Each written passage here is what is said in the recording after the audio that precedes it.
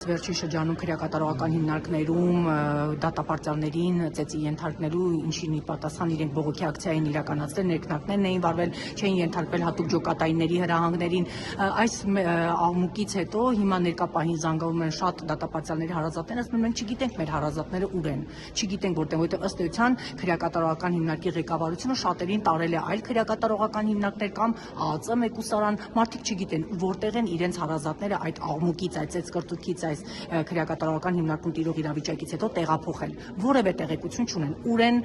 կոնկրետ այն անձիկ, որոնք փորձել էին քրեակատարողական հիմնարկում ինչ-ինչ հարցեր լուծել կամ այսպես ասած քրեական ենթամշակույթի տարրերի դրսևորել։ Եկեք ծեծկռտուք դա չկոչենք, որովհետև դրա մասին, եթե չեմ սխալվում, նաև հայտարարություն եղավ կամ դիմումներ եղել են, պատասխան տրվել է առ այն, որ տեղի էր ունեցել որոշակի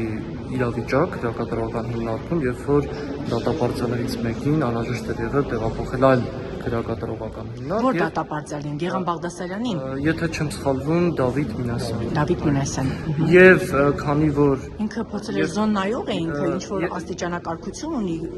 քրեական ենթամշակույթ կապված հարցեր կային, եւ քանի որ դա առաջացրել էր որոշակի այսպես անհնազանդություն կամ որոշակի իրարանցում քրեակատարողական հիմնարկի այլ դատապարտյալների կողմից, փորձ է արվել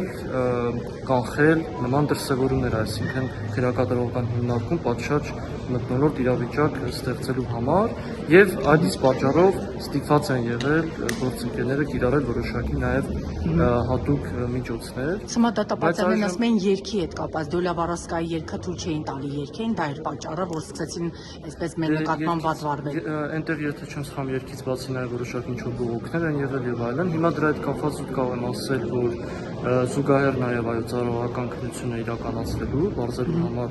արդյոք ոչ իրավաչափ գործողություններ եղել են քրեակատարողական ծառայողների կողմից։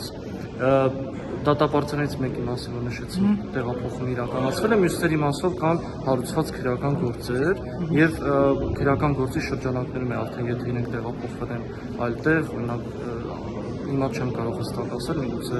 խափանամիջոցներ են կիրառվել եւ այլն։ Իսկ ում հրահանգով եղել։ Ներողություն, այդ անձինք այդ քրեական գործի շրջանակներում են հավանաբար տեղափոխվել, բայց առավել մանրամասն տեղեկությունների համար կարող եք դիմել նախարարություն, քրեակատարողական ծառայություն եւ պատասխան կտրել։